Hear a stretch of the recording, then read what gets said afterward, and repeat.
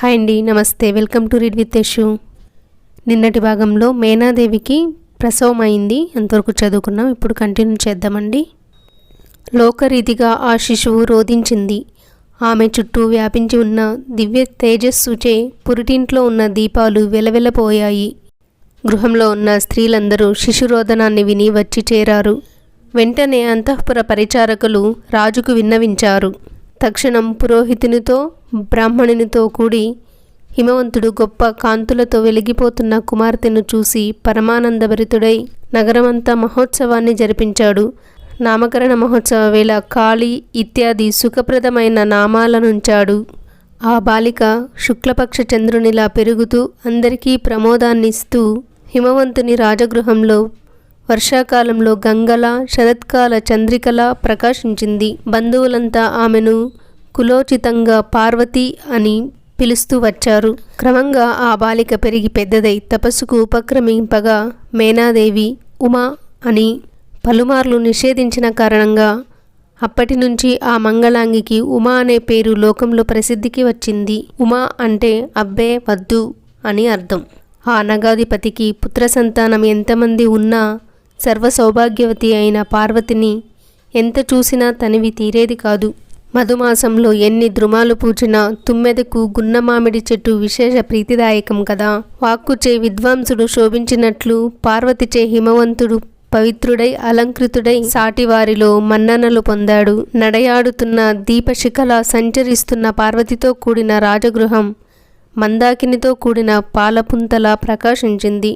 ఉమాదేవి చెలులతో కలిసి గంగా సైకత స్థలాలలో బొమ్మల పెండిండ్లు ఆడుకునేది.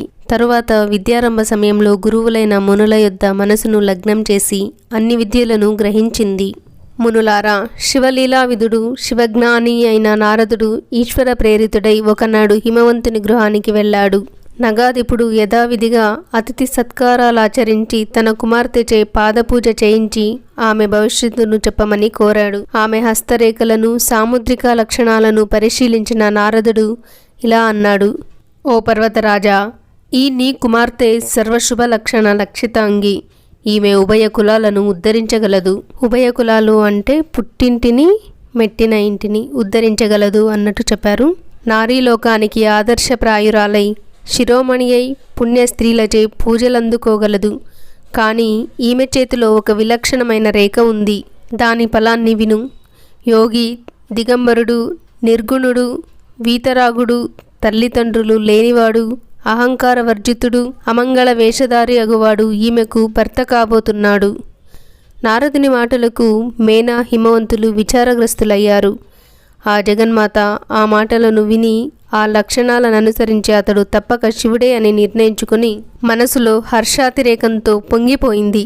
హిమవంతుడు మాత్రం, నారదా, ఆ గీతను అతిక్రమించే ఉపాయం లేదా అని అడిగాడు. దానికి నారదుడిలా ప్రత్యుత్తరమిచ్చాడు: ఓ పర్వతరాజా, బ్రహ్మగీతలను దాటడానికి ఎవరికీ శక్యం కాదు. నేను చెప్పిన లక్షణాలకు ముమ్మూర్తులా సరిపోయినవాడు శంకరుడొక్కడే. ఆ వేషం ఆయన లీల. మూర్ఖులకు దోషాలుగా తోచే ఆయన వేషభూషణాలు ఆయన విషయంలో అవి అలంకారాలు. కనుక నువ్వు వివేకశీలివై నీ కుమార్తెను శివునికిచ్చి వివాహం చేయడానికి సిద్ధంగా ఉండు. ఆయన తపస్సుచే ప్రసన్నుడవుతాడు. బ్రహ్మవ్రాతను తుడిచివేయగల సమర్థుడు ఆయనొక్కడే. కనుక ఓ గిరి సార్వభౌమ, నీ కుమార్తెను వెంటనే తపస్సుకు ప్రేరేపించు. తపస్సుచే ఈ పార్వతి పరమేశ్వరుని పతిగా పొందగలదు. ఆయన కూడా ఈమెను తప్ప అన్య స్త్రీ పాణిగ్రహణం చెయ్యడు. వీరిద్దరి ప్రేమతో సదృశమైన ప్రేమ గతంలో లేదు, వర్తమాన కాలంలో లేదు, భవిష్యత్తులో ఉండబోదు. ఈశ్వరుడు ఈ కన్యకు తన శరీరంలో అర్ధభాగాన్నిచ్చి అర్ధనారీశ్వరుడు కాగలడు. వీరిద్దరి దాంపత్య ఫలితంగా అనేక దేవకార్యాలు నెరవేరవలసి ఉన్నాయి. ఈ కన్య గౌరీ నామధేయంతో ముల్లోకాలలోనూ పూజలందుకుంటుంది. బ్రహ్మ, విష్ణు, ఇంద్రాది సకల దేవగణాలన్నీ ఈమెను నిత్యం పూజిస్తారు. నారదుని హితోపదేశానికి సంతోషించిన హిమవంతుడు తన సందేహాన్ని ఇలా వెలిబుచ్చాడు: ఓ దేవర్షి, ఆ మహాదేవుడు సర్వసంగ పరిత్యాగి అని, ఆత్మనిగ్రహం కలవాడని, తపోనిరతుడని, దేవతలకు సైతం అగోచరుడని విన్నాను. పరబ్రహ్మ యందు లగ్నమైన మనస్సు గల ఆ శివుడు ధ్యాన మార్గం నుండి ఎలా చ్యుతుడవుతాడు? వినాశము లేనిది, హృదయంలో దీపశిఖలా ప్రకాశించేది, సదాశివ నామధేయం గలది, ఏ వికారము లేనిది, జనన మరణము లేనిది, నిర్గుణము నిర్విశేషము, ఏ వాహనము లేనిది అయిన పరబ్రహ్మను ఆయన స్వస్వరూపంగా దర్శిస్తుంటాడు కదా. అసలు బాహ్య దృష్టే లేని ఆయన ఈ వివాహానికి ఎలా సుముఖుడవుతాడు? నారద, అంతేకాదు, దక్షపుత్రి అయిన సతిని తప్ప అన్య స్త్రీని భార్యగా అంగీకరించనని గతంలో ప్రతిజ్ఞ చేసినాడట. సతీ మరణించింది కదా, మరొక స్త్రీని ఎలా వివాహం చేసుకుంటాడు? హిమవంతుని అజ్ఞానానికి నవ్వుకుని త్రికాలజ్ఞాని అయిన నారదుడు ఇలా అతని సందేహాన్ని నివృత్తి చేశాడు. ఓ నగాదీప, దక్షపుత్రి అయిన సతీదేవియే నీ ఇంట కాళిగా జన్మించింది. ఈ పార్వతి శివుని పత్ని అవుతుంది అనటంలో సందేహం లేదు. ఈ పైన శివుని ఊరువులై ఈమె అధిష్ఠించే సింహాసనం కాగలదు. నారదుని పలుకులు మేనకు, హిమవంతునకు, వారి కుమారులకు అమితానందాన్ని కలిగించాయి. ఆపై ఎవరి స్వస్థానాలకు వారు చేరుకున్నారు. తర్వాత ఏం జరుగుతుందన్నది రేపటి భాగంలో చదువుకుందామండి. సర్వం ఉమామహేశ్వర పాదార్పణం.